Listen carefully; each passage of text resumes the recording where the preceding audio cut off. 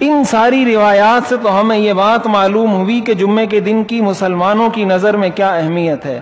اسی سے جڑی ایک بات، چونکہ وقت مختصر ہے، میں یہ عرض کرنا چاہتا ہوں کہ ہمارے ہاں جو امریکہ کے اندر، یورپ کے اندر بلیک فرائیڈے منایا جاتا ہے، بڑے عرصے سے منایا جا رہا ہے، سالوں سے منایا جا رہا ہے، اس کا اپنا ایک خاص پس منظر ہے۔ وہ اس کو بلیک کیوں کہتے ہیں؟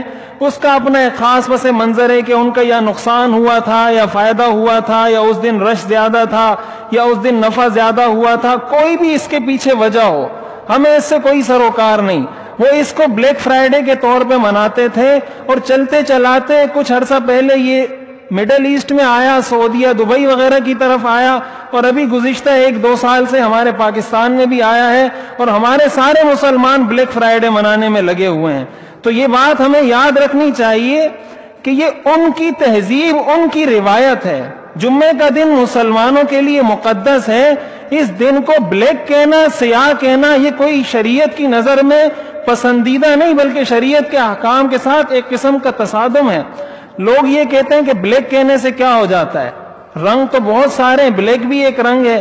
تو بھائی بلیک کہیں پہ اچھا سمجھا جاتا ہے، کہیں پہ برا سمجھا جاتا ہے۔ اب اگر آپ کسی کی جوانی کی تعریف کریں، اور جوانی کی تعریف کرتے ہوئے آپ یہ کہیں کہ اس کے بڑے سیاہ بال ہیں، یہ تو اس کی تعریف ہے، یہ تو اس کی خوبی ہے۔ لیکن اگر آپ اس کی تعریف کرتے ہوئے یہ کہیں کہ اس کی بڑی سیاہ قسمت ہے، یہ اس کی تعریف نہیں ہے۔ یہ وہاں بھی سیاہ تھا، یہاں بھی سیاہ تھا، وہاں سیاہی تعریف تھی، یہاں سیاہی تنقید ہے، مذمت ہے۔ یہ جو کہا جاتا ہے نا کہ بلیک کہنے سے کیا ہو جاتا ہے، بلیک تو ایک رنگ ہے۔ بھائی بلیک کہنے سے بہت کچھ ہوتا ہے۔ جمعے کے دن کو کیوں بلیک قرار دیا جاتا ہے؟ آپ اس کو بلیسڈ کہیں، آپ اس کو مبارک کہیں، آپ اس کو بگ کہیں، آپ اس کو وائٹ کہیں، آپ اس کو گولڈن کہیں۔ پھر لوگ یہ کہتے ہیں کہ مولوی ہر چیز میں کافروں کی سازش نکال لاتے ہیں۔ تو یہ بات یاد رکھنی چاہیے کہ یہ ہمارا فرض ہے، یہ ہماری ذمہ داری ہے کہ ہم اس بات کی وہ لگائیں، پتہ لگائیں کہ ہمارے خلاف کوئی سازش ہو رہی ہے یا نہیں۔ تو ہم کیا یہ سمجھ بیٹھے ہیں کہ کافر ہمارے خلاف کوئی سازش نہیں کرتا؟ قرآن کریم میں آتا ہے وَإِن كَانَ مَكْرُهُمْ لِتَزُولَ مِنْهُ الْجِبَالُ، کہ کافروں کی سازشیں ایسی ہیں کہ پہاڑوں کو اپنی جگہ سے ہلا دیں۔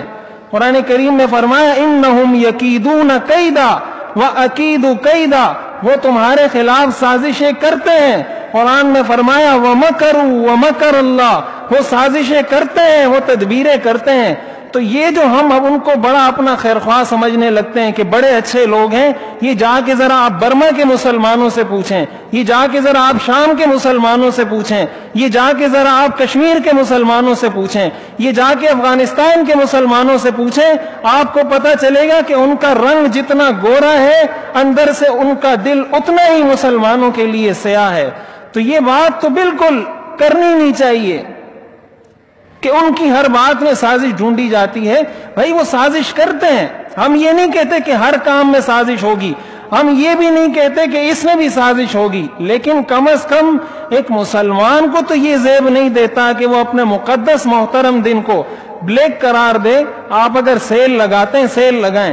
اور اسی سے ہمیں یہ بات بھی معلوم ہوتی ہے کہ وہ سیل لگاتے ہیں اپنے عیسائیوں کو نفع پہنچانے کے لیے، اپنے مذہبی تہوار کے موقع پر وہ سیل لگاتے ہیں اور چیزیں 50% سستی کر دیتے ہیں۔ ہمارے مسلمان اس میں تو ان کی تقلید کرتے ہیں، جب رمضان کا مہینہ آتا ہے تو چیزیں 100% مہنگی کر دیتے ہیں۔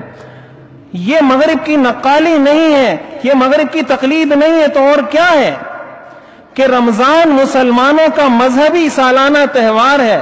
رمضان کے موقع پر مسلمانوں کے ملکوں میں، ہمارے پاکستان میں چیزیں 100% مہنگی کر دی جاتی ہیں۔ انہوں نے کرسمس کے موقع پر اپنی کمیونٹی کو، اپنے مذہب کے لوگوں کو فیسیلیٹیٹ کرنے کے لیے جو روایت، جو تہذیب شروع کی، ہمارے مسلمان اسی دن 50%، 60% چیزیں سستی کر دیتے ہیں۔ لیکن جب رمضان کا مہینہ آتا ہے تو کوئی بلیسڈ فرائیڈے، کوئی وائٹ فرائیڈے، کوئی سیل ہمارے ہاں رمضان میں نہیں لگتی۔